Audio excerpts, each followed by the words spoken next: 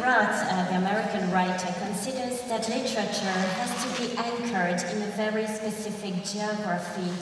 What about you, and how do you consider yourself as an Israeli writer? Well, I know the word provincial has a negative connotation in the English language. But let me surprise you by telling you that I believe that every good literature is provincial. Not every provincial literature is good, I don't say that. But every good literature is provincial in a sense, because it comes from a small place. Now you will ask me, what about novels about great cities? What about novels which take place in Brussels or in London or in New York?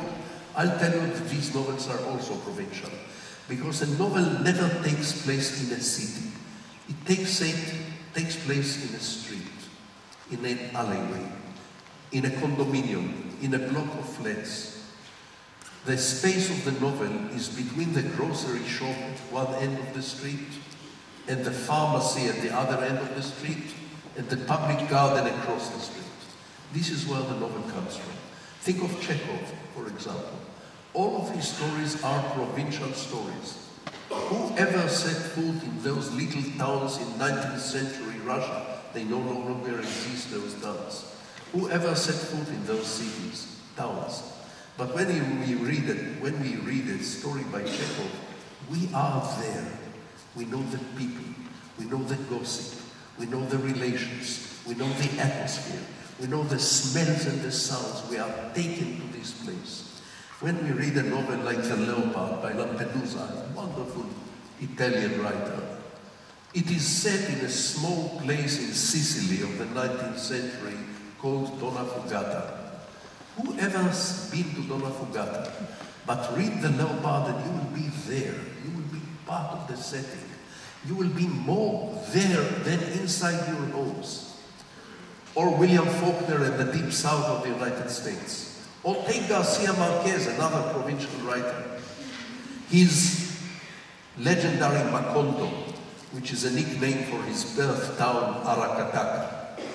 Who had ever set place in this God-forsaken village of Aracataca or Macondo? Who cares to go there?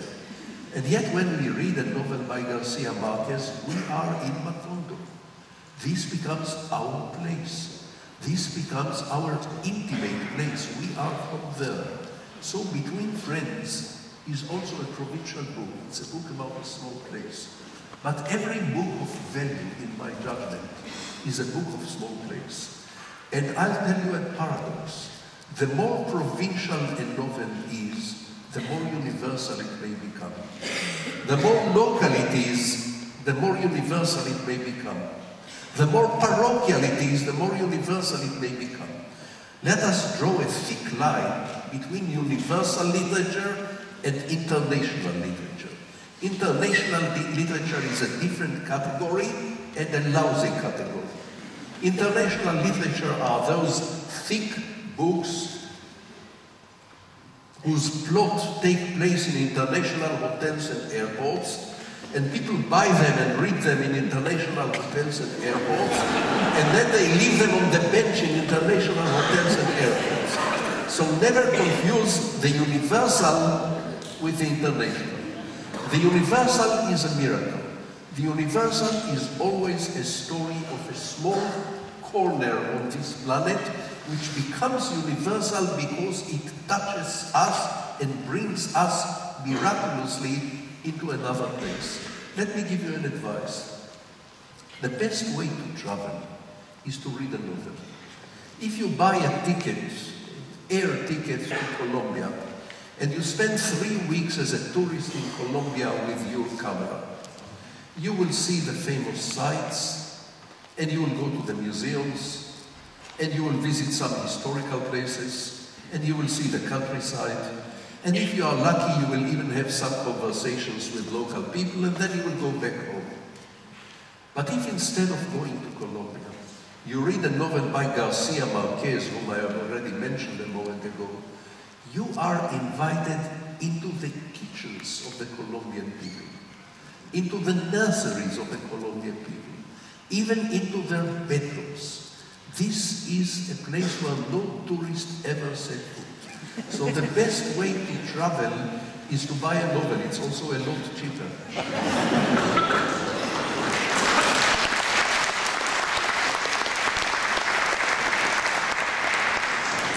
It's very interesting because in Hebrew the word fiction doesn't exist. Would you say that the Israeli writer has maybe another role than another writer from another country? And where does the role of the writer stops and isn't sufficient, and then that you need to take it to write articles? Well, it is true that we don't have a Hebrew word for fiction. In Israeli libraries and bookshops, you will find my books and the books of my colleagues not under fiction, but under siporet, which means narrative prose. And I much prefer this. I don't like the English word fiction. I don't like to think of myself as writing fiction. Fiction is the opposite of truth. I don't think I write the opposite of truth. I don't think the story you have just heard, Two Women, which Elsa read to us so beautifully, is fiction. I don't think it's a lie. I think it's a piece of life. So it's narrative prose. But yes, in the Hebraic tradition, in the Jewish tradition, writers used to have, I'm talking in the past tense, they used to have a special role. Similar role to the role writers and poets had in Russian literature and in other Slavic literature.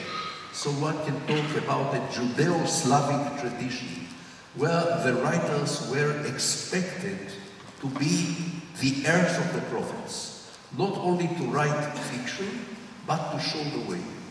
In the West, writers are normally regarded as entertainers, fine entertainers, subtle entertainers, classy entertainers, but entertainers.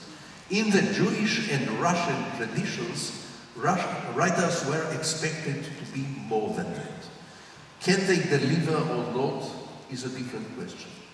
I write many angry essays.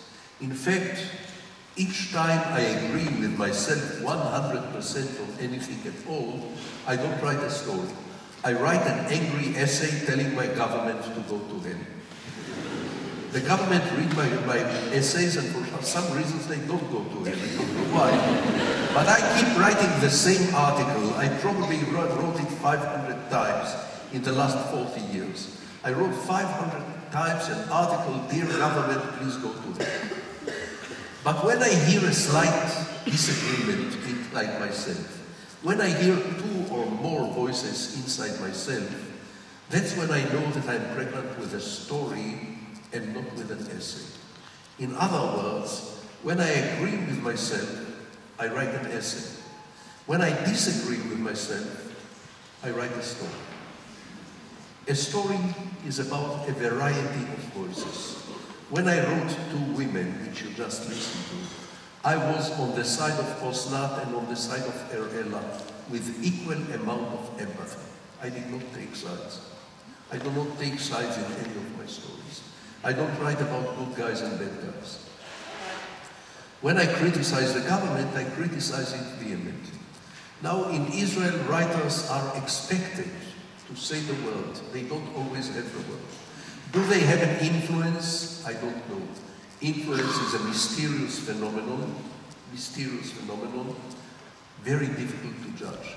Yes, it's true that in Israel it's very common for prime ministers to invite a writer or a poet for a private conversation, tête-à-tête, not in the office, in the prime minister's home. And the prime minister will ask the writer, me, where have the nation gone wrong? Where do we go from here? He will admire your answers and ignore them completely. But it would be unrealistic to expect the present generation of Israeli writers to do better than the prophets. The prophets in their day were not very successful in changing the minds of the kings or the minds of the crowd. They raised their voices. We raise our voices. My colleagues and I, many of my colleagues and I, often raise our voices in the political spheres. I'm still waiting one day to meet an Israeli prime minister who will say to me, you know, you speak terribly, you can't express yourself, your style is unbearable, but you are right.